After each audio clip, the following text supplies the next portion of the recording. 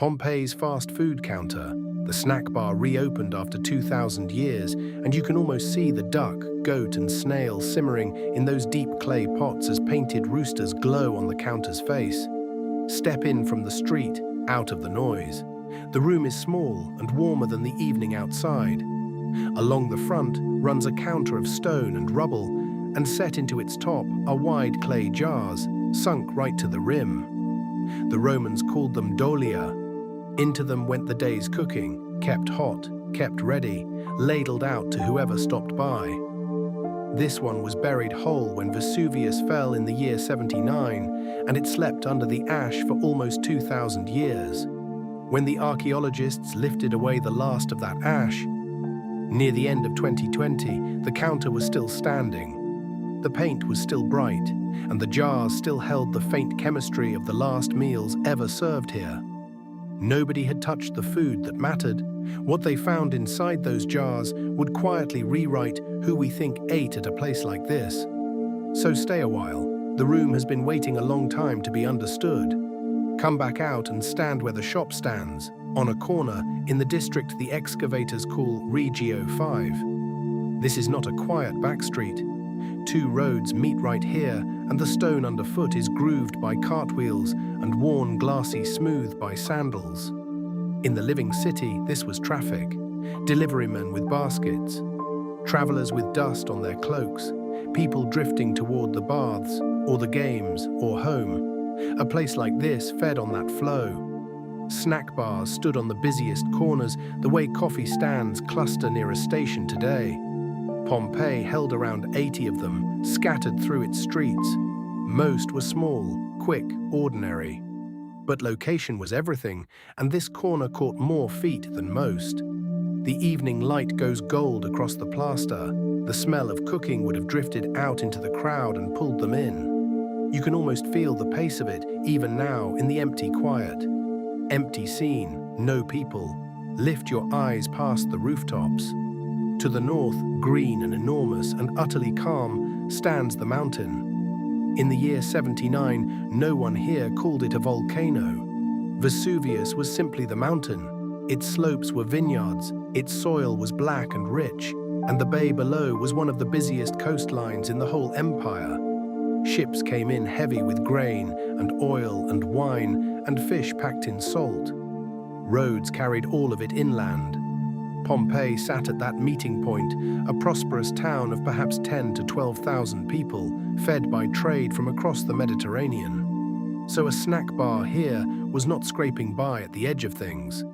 It sat near the center of a wealthy, moving, hungry world. That world is the reason a simple corner counter could afford to serve more than plain bread and porridge. Hold that thought. It matters for everything the jars are about to tell us. And keep this in mind as we go. Everything sold at that counter, every snail and every cup, arrived because this bay tied 100 distant places together. Back inside, the counter itself is telling you what it sold. Its front is painted like a signboard, bright as the day the brush left it. There are 2 mallard ducks, hung as if fresh from the market. There is a rooster, red-combed and proud. There is a nereid, a sea nymph, riding a seahorse through painted waves, a little flash of the coast splashed onto a kitchen wall, and there is a dog on a leash, muscular and alert, staring straight out at the street. That dog may have been a joke, or a boast, or a warning, much like the old beware of the dog mosaics found in grander houses across the city. The colors survived because the ash sealed them from air and light the very moment it fell. What you are looking at is close to what a customer saw 2,000 years ago, standing right here, deciding what to order. It is a menu you can read without a single written word. Look closely, and you can almost see the brushstrokes, quick and confident, the work of someone who had painted this same scene, or one just like it, many times before. Now the part that surprised almost everyone. When chemists studied the crust and residue dried into those jars, they did not find the leftovers of a poor man's lunch. They found duck, they found pig and goat and fish. They found land snails. Different animals, cooked and stored side by side, the makings of a rich, varied, almost soupy fare. And in one wine jar, Right at the very bottom, they found crushed fava beans. That was no accident. Ground beans were stirred into wine to soften its taste and lighten its color, a trick the Roman cookbook writer Apicius actually describes in his recipes. So this was not just fuel thrown at tired workers. Someone here cared how the wine tasted in the mouth. Someone here was cooking with real range. The evidence pressed into the clay suggests a menu built to tempt a customer, not merely to fill one. And that quietly cracks the story we usually tell about these places. So picture again who stopped at this corner. Not only the laborer with a single coin and no kitchen at home, also the traveler passing through, the trader with money in his purse, the curious visitor who wanted a taste of the coast, snails and duck and spiced fish, washed down with wine turned pale and smooth. On a crossroads this busy, a clever cook sold not just a meal, but a small pleasure, and sold it fast. And that changes the picture we usually paint. The tired old story says these counters fed only the poor, the ones with no hearth of their own. This one hints at something richer, a corner that knew its customers had choices and coins and a taste for the good things. But this room was holding on to one more thing while the archaeologists worked. Something small, something tucked into the corner by the door that had been waiting there patiently the entire time. First, the people. Behind the counter, the excavators found human bones, the remains of a mature person, at least 50 years old. But the story of those bones is tangled, and honesty matters here. Long before the modern dig, back in the 1700s and 1800s, tunnelers burrowed through Pompeii hunting for treasure, and they broke into this room. Some of the bones had been dragged and shifted by those earlier hands, even pushed down into one of the large jars. So we cannot say for certain how this person died or exactly where they fell when the sky went dark. What we can say is that a human being was here, near this counter, at the end. The calm, careful work of modern archaeology is partly the slow work of undoing older, rougher digging. We piece the room back together gently, and we admit, out loud, the parts we will never fully know. Even a disturbed grave, handled with respect, still teaches us. It reminds us that this bright little shop was, in its final hours, a place where a real person's life quietly ended. Think about what it took to stock this little counter each morning. The snails had to be gathered, purged, and cooked long and slow. The fish came up from that bright bay and had to be sold fast before the heat could turn it. The duck and the goat came in from farms on the volcano's fertile slopes. Salt, herbs, and that pale doctored wine all had to be ready before the first customer darkened the door. A place like this was a small daily machine, buying, prepping, keeping the food hot in the dolia from first light until the light failed again. The genius of it is ordinary and complete. A whole supply chain, from bay to farm to jar, folded down into a single corner shop.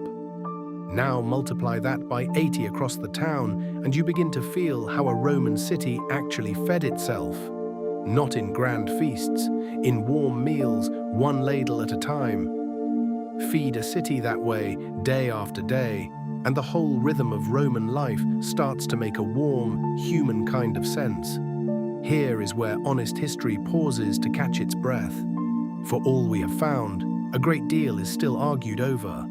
We know Pompeii had roughly 80 of these counters. We know this is the first one to be dug out completely, from its painted front to its buried floor. That is why the researchers called it exceptional.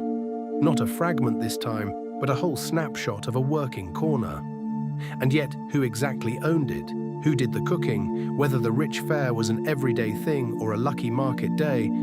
These are things the stones simply cannot tell us. Historians still weigh the evidence. It leans toward a place more generous than the old cliché allows, but the final word is not in, and it may never be. That is the quiet pleasure of a site like this. It hands you a vivid living room, and then it lets you stand in the not knowing, unhurried, without any rush to fill the gap. So we hold two truths at once. A vivid room we can walk through, and a set of honest questions we are content to leave open. And now the corner. Between the two doorways, in the northwestern angle of the room, the excavators found the complete skeleton of a dog. Not the strong, muscular animal painted so boldly on the counter. This one was tiny, an adult, and yet only about 20 to 25 centimeters tall at the shoulder. A little dog, no bigger than a lapdog. Dogs bred that small were rare in the Roman world, and that rareness tells us something tender. 2,000 years ago, someone here was keeping a small dog as a companion, not as a guard, not as a worker. So this creature was, in all likelihood, a pet. And it was here, in its corner by the door, when the ash came down. We do not know its name. We do not know who it belonged to. We know only where it waited, and that it did not leave. A fierce painted watchdog on the wall above, and a real small, gentle one on the floor below. Then, one autumn day in the year 79, the mountain that had only ever been the mountain opened itself. Ash and pumice began to fall for hours, and then for longer than hours. It came down on the roofs, on the streets, on the grooved stone of the crossroads, on the painted ducks, and on the small dog in its corner. It drifted in through the doors and settled over the counter, and it sealed the jars with their last meals still resting inside. After that, there was no drama left to see, only silence and grey, and the slow settling of a whole town beneath many meters of ash. And here is the strange mercy of it. What buried Pompeii is exactly what saved it. That same soft, smothering ash is the reason the paint stayed bright and the snails stayed traceable in the clay. For almost 2,000 years, the counter kept its secrets under that heavy blanket, waiting, without ever knowing that it was waiting. Lift up now and away, out over the excavated grid of Pompeii, beneath a low, pale moon. From up here, you can see it plainly at last. This was never simply a snack bar for the poor. It was a corner that sold pleasure by the ladleful, duck and snail and softened wine, to a moving, hungry, well-off world. The counter reopened after 2,000 years, not to show us how little the past had, but how much. One small corner remembered more of ordinary Roman life than many a lost library ever could. The frescoes still glow. The jars still whisper their old menu into the dark, and down in the northwestern angle, the small one still keeps its place by the door.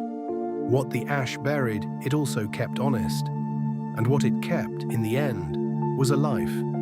Ordinary, savory, and far richer than we ever guessed. A city can be lost, and a corner shop can be found, and somehow the small things outlast the great ones. That is the lesson this counter keeps, patiently, under the moon. Back then, to where we began. The painted counter, close enough now to touch. The rooster still glows. The duck still hangs. The sea nymph still rides her seahorse through waves that will never break. These colors were mixed by a hand that expected the morning crowd and got the falling ash instead. For 2,000 years they waited in the dark, keeping the shape of a single ordinary day. Now they hold the light again in a room that has finally been opened to the air. The counter is awake once more, the jars are empty, but the story in them is full. The rooster keeps glowing, the corner keeps its small, quiet guest. Reopened after 2,000 years.